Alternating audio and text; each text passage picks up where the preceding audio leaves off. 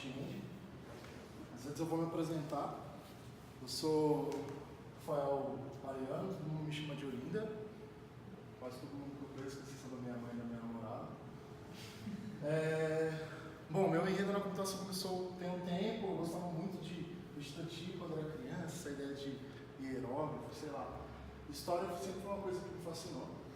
Quando eu era criança, os pais davam PlayStation e Nintendo e sei lá o que, meu pai me deu um Magic Computer e dava para você programar em GBasic naquela época.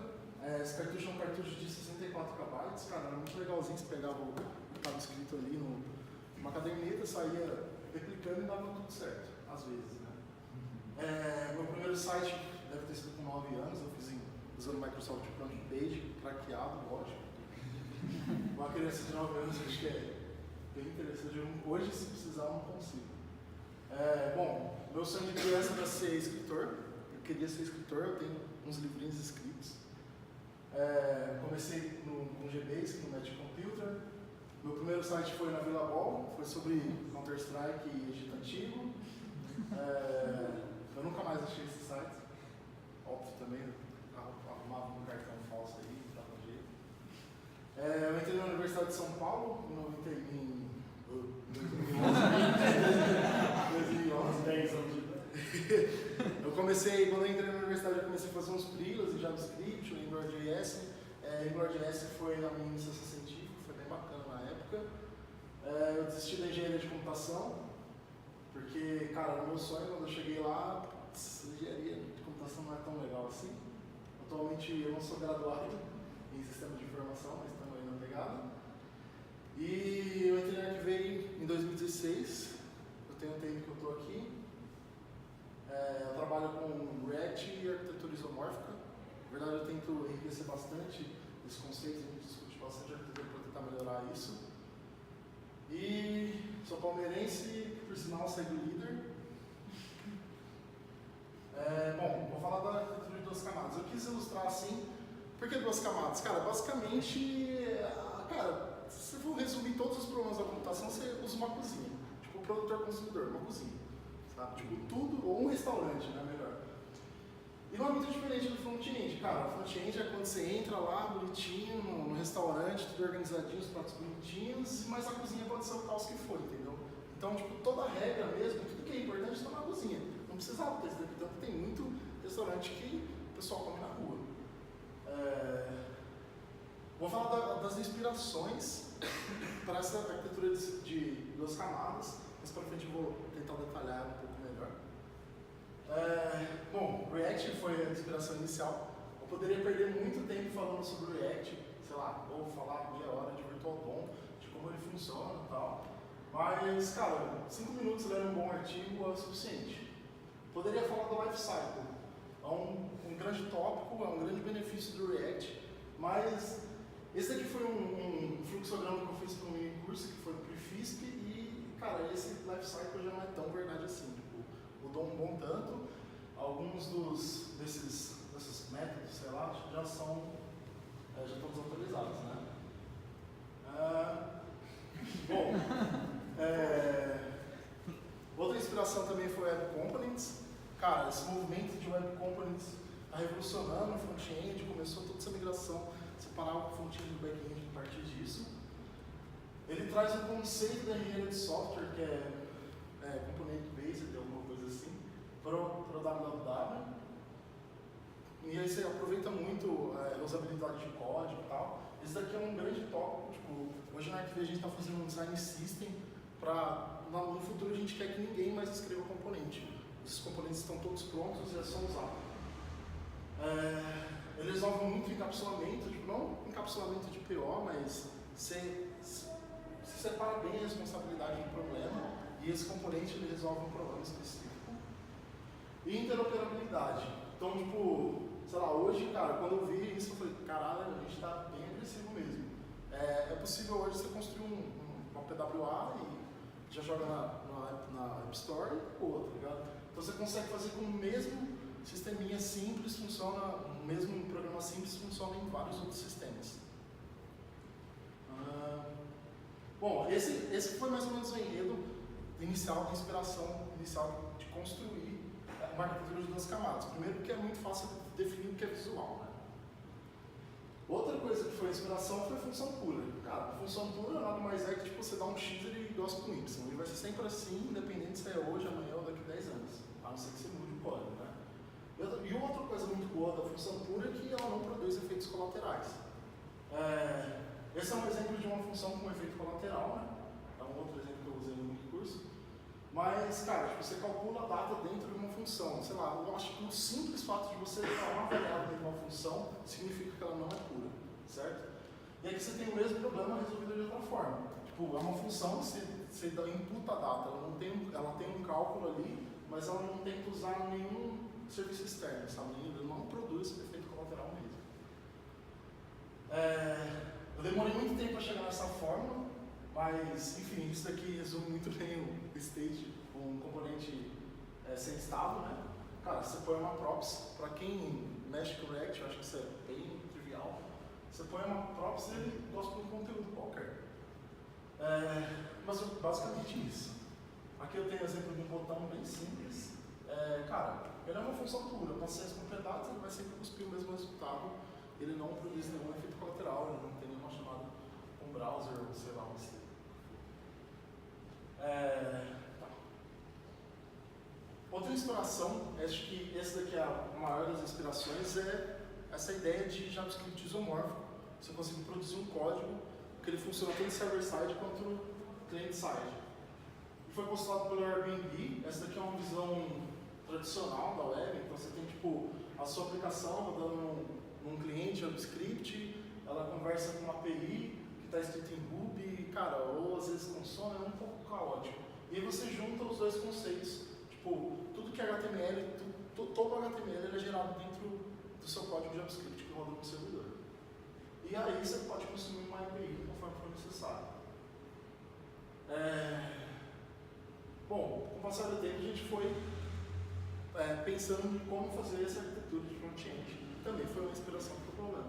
A gente tem um monolito em PHP, então, tipo, praticamente todas as regras de negócio estavam dentro desse monolito, e aí a gente tinha que desmembrar. Um dos problemas que a gente tem é a CL. Lidar com uma CL, autenticação, sei lá, era muito problemático, e a gente resolveu esconder o front-end através dessa arquitetura. A gente tem um serviço rodando em Node, o back-end ele faz um post JSON e a gente retorna um HTML para ele. Então a gente tem um servidor de front-end que ele só gera HTML, é isso que ele faz, certo? E aí o back-end ele só passa isso para frente, ele gosta para o usuário. Bom, lembrando que a gente fez isso, e aí os assets eles estão dentro do S3, no CloudFront, né? Por trás de um CloudFront. CloudFront, é isso mesmo. E aí, cara, beleza, a gente resolveu o nosso problema. Quando a gente começou a fazer essa arquitetura, não tinha o Next.js ainda, que ele resolve boa parte do problema e de uma forma bem mais elegante.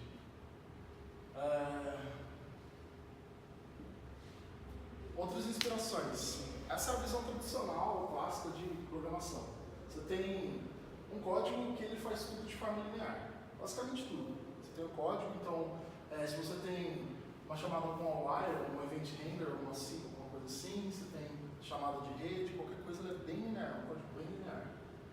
Enquanto na programação reativa, todo mundo comunica com todo mundo. Você consegue fazer com que a while ou a rede tudo se comunique. Diferente da visão tradicional, você tem, tipo, a série de eventos é muito bem descrita e você consegue saber o que está acontecendo na programação operativa. Estou sendo bem rápido porque eu quero chegar na parte da arquitetura e eu mostrar um pouco mais de código. Um dos jeitos de se implementar a programação reativa é usando DataBind. Essa daqui é uma visão do Angular. Então, tipo, todo mundo junta tudo numa coisa só e gera uma view. Enquanto que no DataBind a view está relacionada ao modelo e aí vai se comunicando a partir disso. Aqui tem uma série de implementações do DataBind, tipo, sei lá, você pode usar o Pattern Observer, ou você poderia ficar falando horas aqui desses patterns. Na verdade, a gente não linguista, porque eu nem manjo tanto. Você tem a visão do Event Bus. Essa daqui, cara, acho que são os primórdios de DataBind. E, cara, você pode fazer um grande KPQL e vamos pra frente aí que vai dando certo.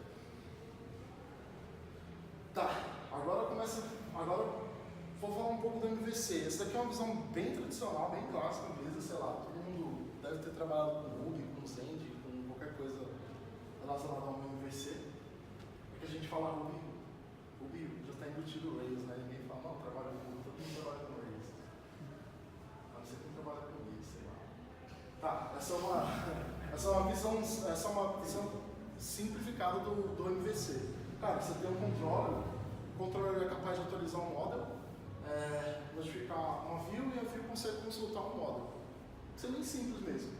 O problema é quando você adiciona mais controllers, mais models, mais views, ele acaba se tornando um problema complexo, certo?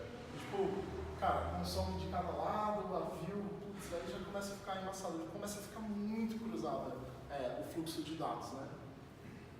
Enquanto na arquitetura Flux, a gente dá uma invertida. É engraçado que na arquitetura MVC, tipo, como ela foi os primórdios da internet, todo mundo pegou ela e falou, beleza, agora vamos usar o front-end. E, cara, ficou muito caótico administrar um programa pequeno. Então, tipo, muita gente começou a fazer sitezinho em Angular e era muito complicado. E, cara, para fazer um sitezinho simples, muitas vezes. Na arquitetura Flux, acho que foi proposta pelo Facebook, cara, você vê que a visão é bem similar. Você tem um dispatcher, que ele dispara uma ação, que muda um store, que notifica uma view, a view consegue consultar o store, e se algum evento acontece, ele chama um action creator, que faz a alteração do dado, e é isso. O ponto é que se você escala, ele tem a mesma visão. E aqui faz muito sentido pra gente. Quando eu digo arquitetura de duas camadas, é isso. Eu tenho tudo que é visual de um lado e tudo que é dado do outro. Então, eu digo dado é tipo controle de estados, lógica de negócio com back-end, lógica de visualização, uma série de coisas. Então, cara, eu consigo escalar isso quão complexo for e eu ainda continuo tendo uma visão muito simplificada. Essa aqui é uma visão do Redux, que é uma ferramenta que a gente usa para a arquitetura Flux. E aí, bom, bem simples, né? Tem a visualização, o usuário interage, o usuário interage, essa interação promove uma ação, essa ação dispara um dispatcher, que executa uma callback, que atualiza o store, e aí esse evento pode alterar a view. E ele vive nesse ciclo. Ah, mas quando acontece o efeito colateral, que é tipo conversar com uma API, conversar com o back-end, cara, essa mesma ação, ela não necessariamente vai mudar o estado, ela pode fazer uma chamada para o back-end, vai executar uma série de coisas, voltar e aí eu altero o dado em si. Bom, esse é o ponto que eu queria chegar. Como funciona a nossa arquitetura hoje? A gente descreveu muito bem o que é visualização do que é dado. A visualização fica na direita. Cara, simples. Se você trabalhou com React, com Angular, alguma coisa assim, acho que com React é mais fácil, viu? Cara, você tem um componente e você vai hidratando vários outros componentes com web components, sei lá. Mas o problema é que, tipo, hoje as pessoas têm o costume de misturar o state do React junto com a visualização, aí você vai tendo componentes cada vez mais dependentes, isso fica um tanto quanto caótico. O que a gente fez foi separar tudo, assim, a ideia isso nem sempre é possível, mas tudo que é visualização, tudo que é React, ele é bem stateless, cara. Tipo, todos os nossos componentes, eles seguem aí a linha stateless. Eles não têm, não usam componente de mount, não usam construtores, não usam nada, tipo, é stateless mesmo. E aí toda essa regra de visualização, ela está dentro de um Redux, dentro de um controle de estados para esse caso específico. E aí esse meu store, eu tenho um único ponto onde está todos os dados da aplicação, certo? Só que, tipo, para evitar que tenha um desastre dentro desses dados, só tem um jeito de você fazer com que o dado mude e só tem um jeito de você capturar o dado, para você pegar o dado.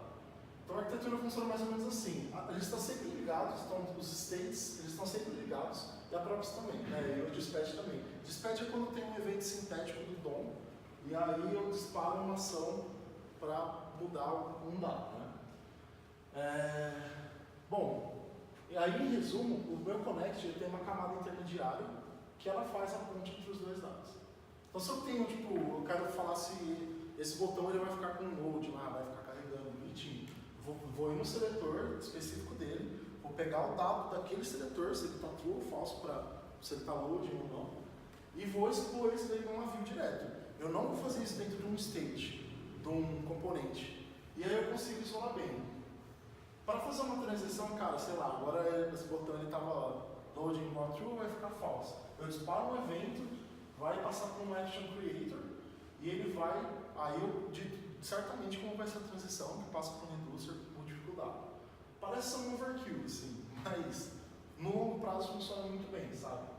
E tem um outro ponto, tipo, teve uma vez que eu quis ver se eu conseguia pegar a mesma regra que estava dentro do reducer e usar no React Native. Cara, perfeito. Aí você pega, despluga, põe do outro lado e sai fazendo as telas.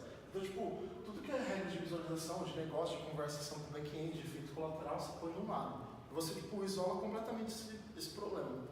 Para testar, então, é uma delícia, o que você fala. A visualização do outro lado, tipo, cara, ela fica bem... Ela é muito burra, assim. Você põe um input, ela vai dar um output. Ela é bem burra mesmo. Não tem uma regra complexa nem nada. Eu vou tentar mostrar um pouco de código de como que funciona essa arquitetura. Eu queria ter preparado algo só pro meetup. Putz, como que eu modifico aqui? Windows P? Eita.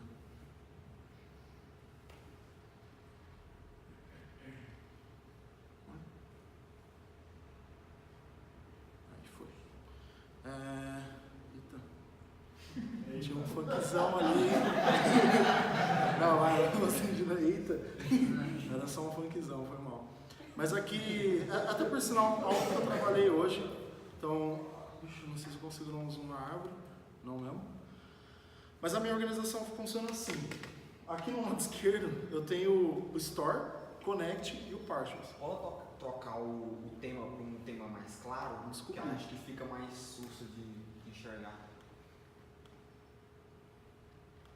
Aí, show.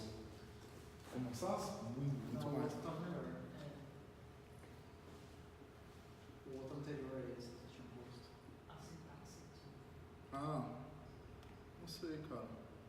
Isso, tá falando? Ah, bom, vamos lá. Bom, aqui eu separei bonitinho, eu tenho minhas rotas e tal. Como a gente está trabalhando no isomórfico, eu não tenho uma single page application, esse conceito não existe. A ideia no futuro é migrar para isso. Mas a gente tem tipo uma visão, connects, que é aquela camada intermediária, certo?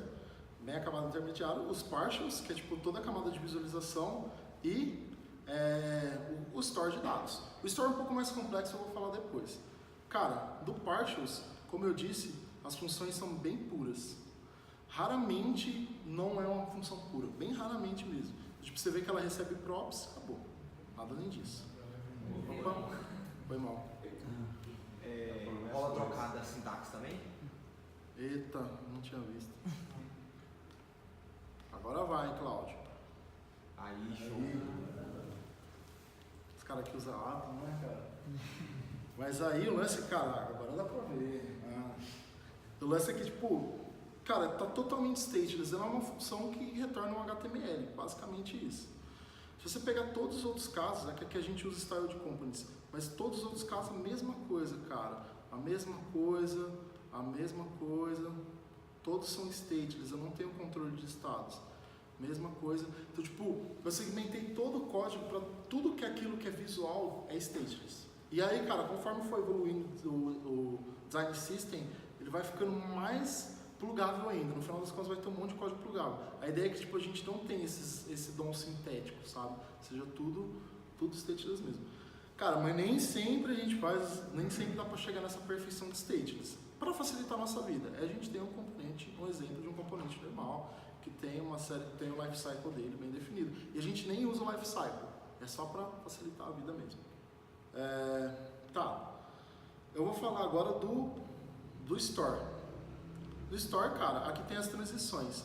Tipo, o meu Store nada mais é que um objeto JavaScript com todos os dados lá dentro, certo? Então, todos os meus dados aí. E aí, cara, é basicamente um monte de variável que vai ditando como tem que ser o controle da máquina de estados, né?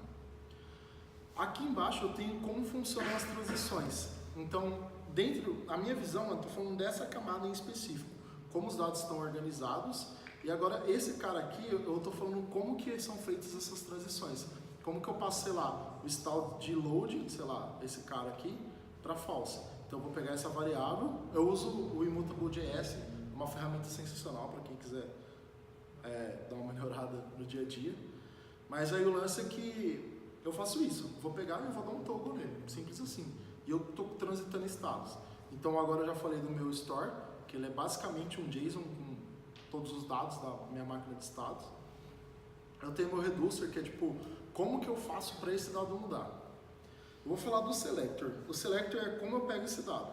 Cara, basicamente uma função que recebe o estado e eu faço esse acesso. Por que eu tenho o selector? Porque se meu dado mudar, se o meu contrato com o back-end mudar, eu só mudo o selector. Beleza, não tem impacto nenhum. E cara, acredite, muda constantemente, assim. Tipo, num nível de... teve uma tela que a gente fez, o dashboard. Quando eu tinha terminado a tela, estava pronto, vamos plugar o back-end. Mas vamos mudar aqui como vai ser os dados. E tipo, era nome, era estrutura, era uma coisa... Teve casos de ser estrutural, de ser mais complexo. Mas como está tão definidinha a arquitetura, como esse contrato com o back-end vem aqui, eu só mudei o selector, não teve impacto nenhum na aplicação. Tá, o que são as actions? Cara, as actions são as chamadas para mudar os dados, né? Então, cara, uma função bem simples. Quem já viu o Redux ou quiser ver, vai ver que é bem simples mesmo. É tipo, qual que é a ação que vai levar à transição do dado.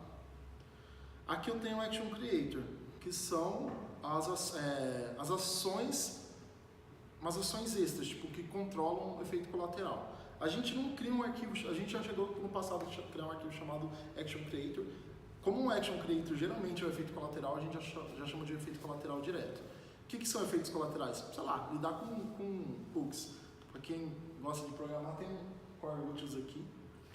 Utils, nunca uso utils, nossa, uma vez, né? Nem vale a pena.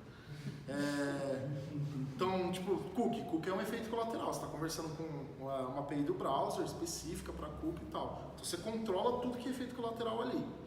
Cara, aqui eu estou falando com extensão. Estou trabalhando com uma extensão que a gente usa. Cara, ele é um efeito colateral, tá ali isolado, bonitinho. Eu tenho o intercom. Aqui, cara, esse daqui é um... Eu vou até deixar para baixo do comentário que é um CLUD gigante. Mas pra, tipo, pra gente tentar conversar com o intercom, uma GAMI pra gente melhorar o intercom, sabe? Então, é também um browser API. Na verdade, não é um browser API, mas é um terceiro, é um efeito colateral também. Tem o location hash, cara, outro efeito colateral. Eu tenho uma chamada com um integrador nosso, que é o MSA, outro efeito colateral. E eu tenho requisição com o back-end. Tipo, cara, aqui é eu conversar com o back-end mesmo. Fazer tracking, submeter certificado. Nem entendi isso aqui. Mas enfim. Quando a gente vai fazer um Ajax com o back-end bonitinho, a gente não usou o Axios, a gente fez a nossa. E, cara, ficou muito bacana.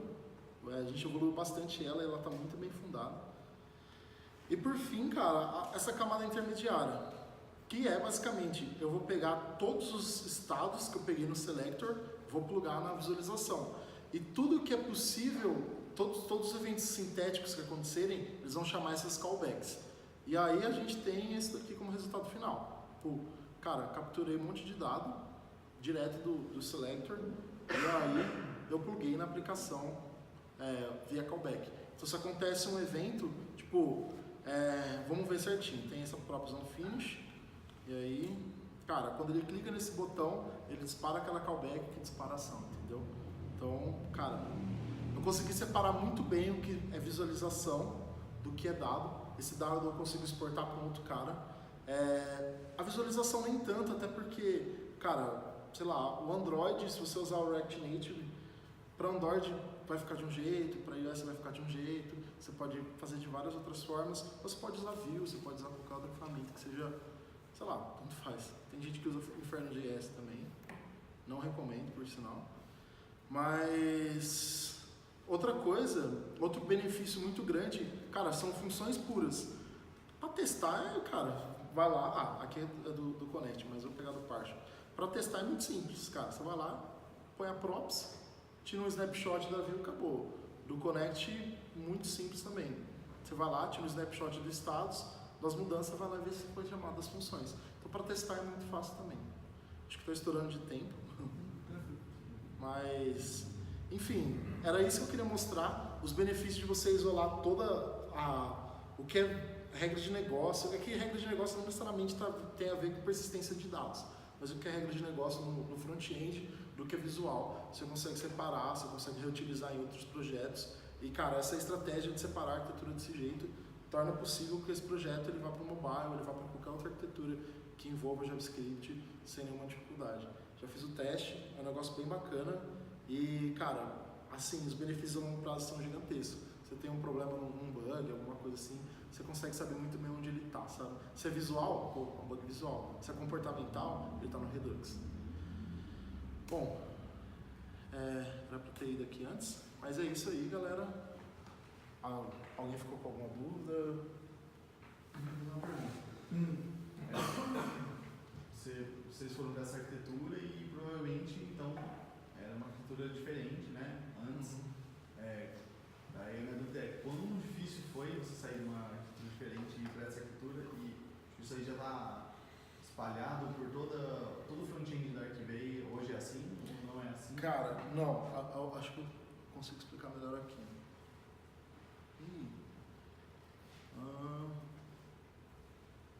Cadê?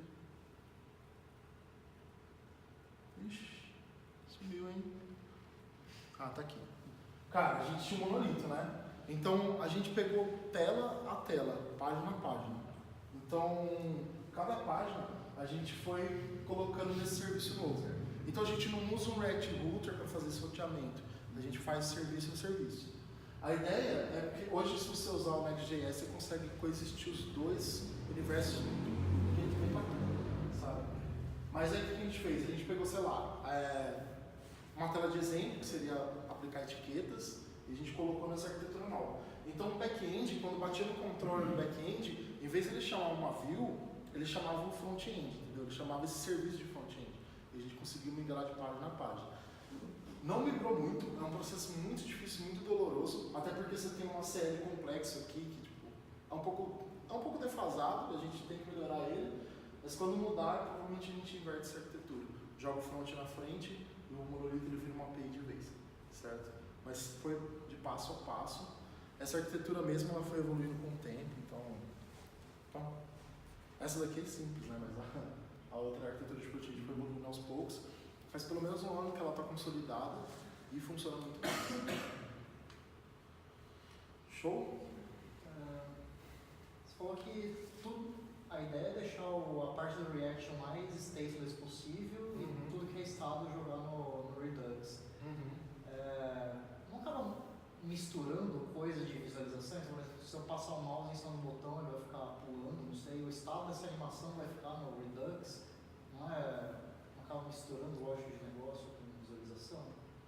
É que, cara, tipo, a visualização é uma coisa meio burra. Na apresentação, aí você tem os event listener, sei lá, clicar no botão no evento, certo? Ou passar o mouse em cima, isso daí. Então, tipo, você se aproveita de ser um event listener para mudar o estado no Redux. E aí você pluga esse novo estado na visualização e você vira o ciclo certinho. Tipo, não tem um overhead, você não mistura. Porque a visualização já parte também da premissa de que, cara, esse DOM sintético ele está bem implementado no React, sabe? Você não precisa ficar testando ele. Tipo, eu não testo se eu clicar no botão vai disparar a callback que eu estou querendo. Isso sempre vai acontecer. Então, mas do lado do Redux não tem um problema de você estar lá misturado o que é estado do negócio e o que é estado de exibição? Sim, vai misturar. Isso acontece constantemente. A gente está sempre misturando o que é esse estado da visualização e o que é estado do negócio. Mas o estado do negócio que chega pra gente é para ser o estado de visualização. É só para ele ser expositivo. Eu não tenho regra de negócio, não é para fazer tipo um cálculo, nada. A ideia é, tipo, às vezes a gente entra num contexto, o que é regra de visualização, o que é regra de negócio? Você tem que fazer uma conta simples, cara. Aí entra na discussão, faz um back-end ou faz um front-end. E muitas vezes acaba fazendo no back-end para tipo, isolar mesmo. A regra de negócio eu faço, entendeu? Você só exibe o que eu estou propondo para você. Nem sempre isso é verdade também. Você comentou que, eu não entendi se já está assim agora ou se é uma ideia para o futuro, mas você comentou que a ideia é você ter um monte de componentes, né, que sejam reutilizados, né, onde o usuário vai lá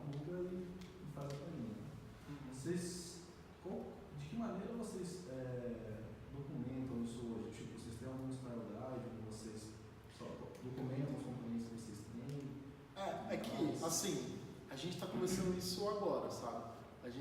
O que é comum na internet? Você pega o Bootstrap ou o Foundation e sai usando. Aí, às vezes, você dá uma modificada no estilo ou outro, quem manja de CSS, quem não manja, deixa do jeito que tá e confia, fé em Deus.